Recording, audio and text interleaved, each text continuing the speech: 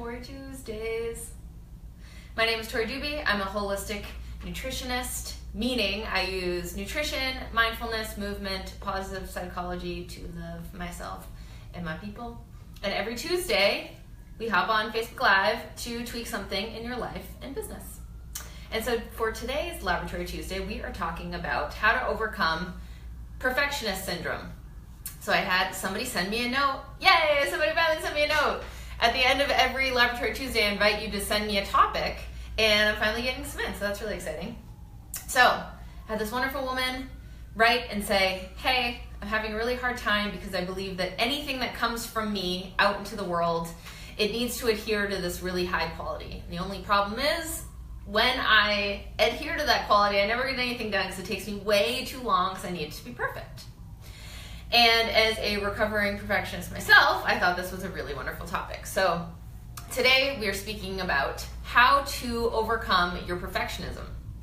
And I think the first place to start is that let's really define what perfectionism is, because there's a big difference in putting out work with integrity and putting out something that is perfect. Perfection is so subjective. So really, you're just setting yourself up for failure. And the second big point is that anytime we feel like we have to do something perfectly, at the root of that is really a fear that we are not enough, right? We're not smart enough, we're not creative enough, we're not innovative enough, we're not brave enough, we're not confident enough, right? So we're trying to compensate with that by putting out a perfect product. But as we said, perfection is really subjective. So who the heck is saying that it's perfect? No one is. So you've set yourself up for failure in the hugest way. And the beautiful thing about fear is that it has an exact opposite. And that exact opposite is love. And the catch of it all, the magic of it all, is that when you are fueled with love for yourself, that's when you are full of self-esteem. And that's really where you find your creative flow, your mojo, your momentum, so you can finish things with high quality, with integrity, without having to struggle through it and have it take a long time. So I have two suggestions, or rather two steps, that will help you overcome your perfectionism. So like we said, your current metrics of success are not working. The current metric of it being perfect is setting yourself up for failure. So I've mentioned this before, but it's really important that we redefine our metrics of success. But before we do that, we're gonna figure out what you even freaking care about. And that is within your core values. So our core values are kind of the definition of what our essence is made up of what we care about. So for example, my core values are integrity, purpose, connection, evolution, all of the things that I really root everything that I produce, everything hopefully that I say, every social media post, every new class I make, every coaching session, I want them to be rooted in those things because that's how it feels really good to me, because that's when I'm being my most authentic self. So first we have to find out what really is your authentic self, because then if you are adhering to those values, you're always going to feel like you're operating within high quality and with integrity. So the first thing you need to do is define your core values. And that exercise kind of takes a bit because it's really hard to figure out. There are so many core values that I'm sure speak to your character, but we want to find the really, really important ones. So I'm going to, after this video, I'm going to paste some core value suggestions, and here's the exercise. You're going to look over all of the suggestions, and then in a notebook, you are going to pick 12 to 15 attributes that speak to you. And keep in mind that this is not an exhaustive list that I'm posting.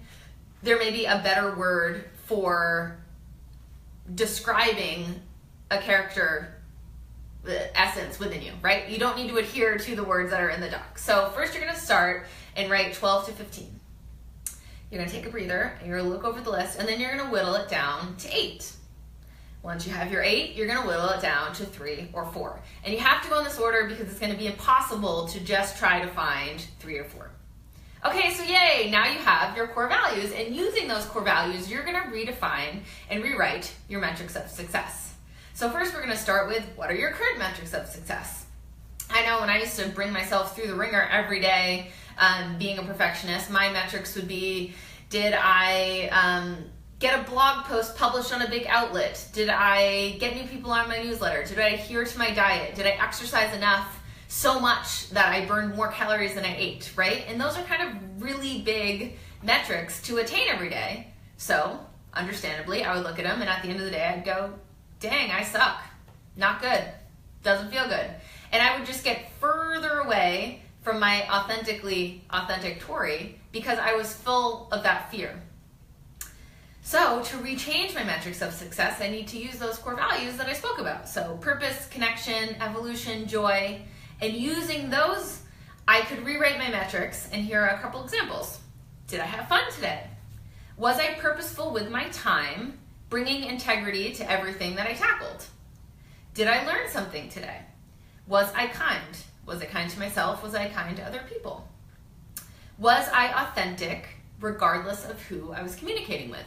And to me, because these are so aligned with my core values, if I can check a yes to most of these in a given day, that feels like a really freaking awesome day.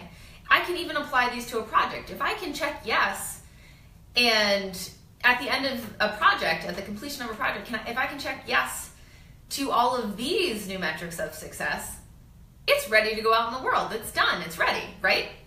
So, to recap, 1, you need to define your own core values because you need to know what's actually important to you. Perfect is way too subjective. That is never going to help you. 2, you need to rewrite your metrics of success so every day you have numerous wins. Every day. Because like we said, the beauty of it is when you start to love yourself, when you really beef up that self-esteem, that is where you have access to your core confidence, to your creativity, to that flow that people speak about where it just feels like the most brilliant ideas are just flowing out of them. And that's when you can put out really high quality content and not need to struggle through it for a very long time. So that is it for Laboratory Tuesday. Subjects, send me an email, send me a note, write it in the comments. If you have any questions about what we talked about here, same thing, send me an email, write it in the comments, and I'm here for you, and I will see you next Tuesday.